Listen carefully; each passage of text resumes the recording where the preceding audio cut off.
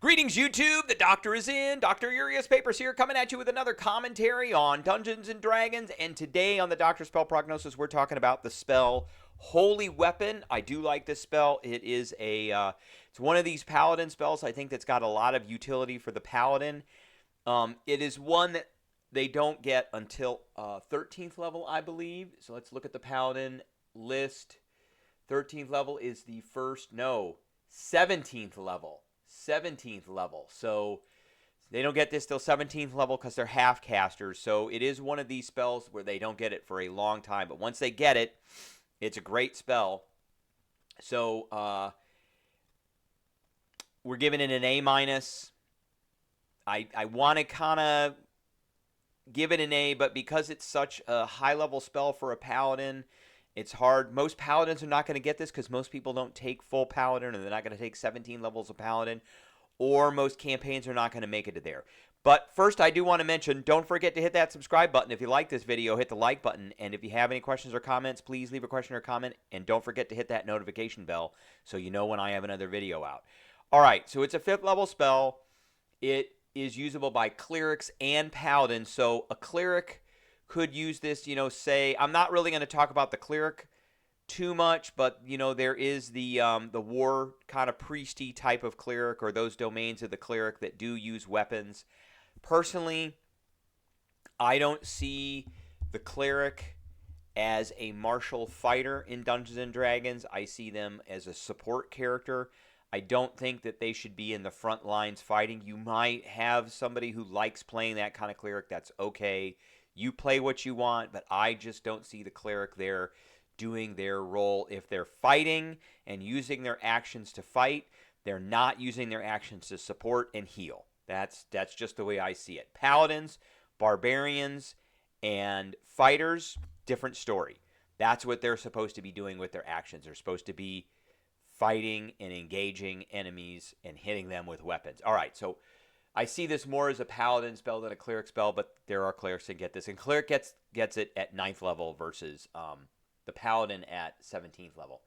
So it's a 5th level spell. It is a bonus action, which is great. Range of touch, verbal and somatic.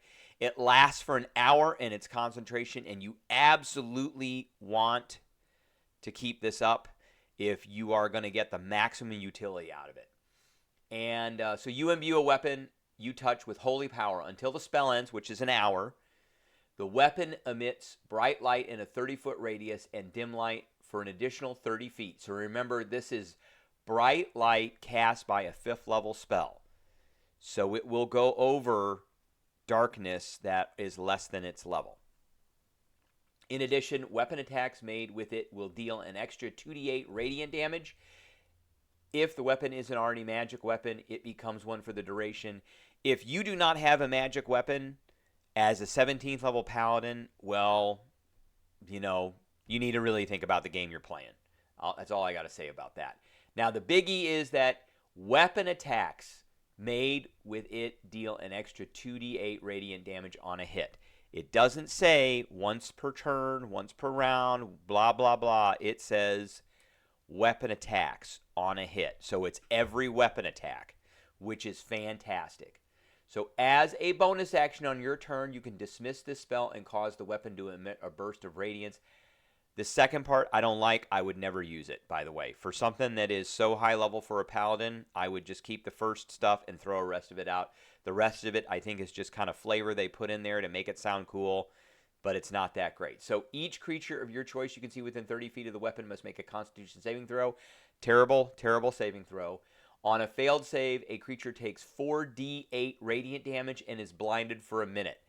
Odds are they're going to make their save, and so on a successful save, a creature takes half damage and is not blinded. So, like I said, odds are they're going to make their save, and they're not going to be blinded, and they're going to take a whopping 2d8 damage for your only 5th level spell that you got. And then you won't be able to use the rest of the spell. Your weapon is not going to be doing that 2d8 damage. So, and then if it makes its save on each of its turns, a blinded creature can make a Constitution saving throw, ending the effect. I think the whole last part is the main reason why I'm not giving this a full A. Oh, to me, the whole last part of the spell is like an F. That's a complete F. I would never use that. I would always keep up the whole thing. Maybe you might want to use it if you're in a pinch and you need to try and blind some stuff so you can run away. That's basically how I see it. The first part of the spell is the best part. Essentially, it gives you +9 to damage on average on every hit. So, Paladins at this level are getting 2 attacks because they get an extra attack at 5th level. They don't get another attack like the fighter, unfortunately. But they do get the extra attack. So they're going to be getting 2 attacks. I think if you're going to be going with this route like this, then you should be using like a halberd for it's a heavy, and you should be going Great Weapon Master, which gives you another +10. So if you are wielding a halberd, that's on average about 5 damage. Plus you should have around an 18 strength. That'll be 9 damage. Plus the extra 9 damage from Holy Weapon is 18. Plus 10 from the Great Weapon Master is 28 or 29 damage per hit. That's a lot. 28, 29 damage is 56 to 58 damage per round. And that's not counting if you Divine Smite. So if you Divine Smite, then, where is Divine Smite? There it is. Then you'll be doing an extra 2d8 damage for a spell slot. And if it is undead or a fiend, it's even more. And so that 28, 29 damage then turns into 37 to 38 damage with that. And, that, so it gets worse and worse and worse, depending on the spell slots that you're spending on it. If you are an Oath of Vengeance Paladin, then you turn on Vow of Enmity, and you now gain advantage against attack rolls for that creature for 1 minute.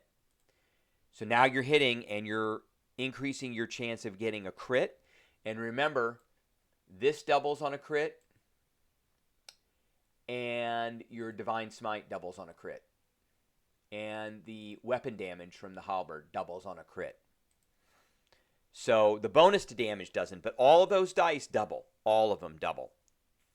So you're doing even more damage. If you can figure out a way, like if you're an Elven Paladin and you have Elven accuracy and you can figure out a way to get advantage, then, you're crit fishing even more. And I know that there are ways to get this to stack with a Hexblade that could work as well.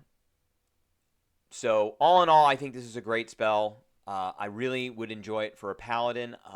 Not so much a Cleric, but you could use it for a Cleric. But that's what I got for everybody today. I hope everybody enjoyed, and I will catch everybody later.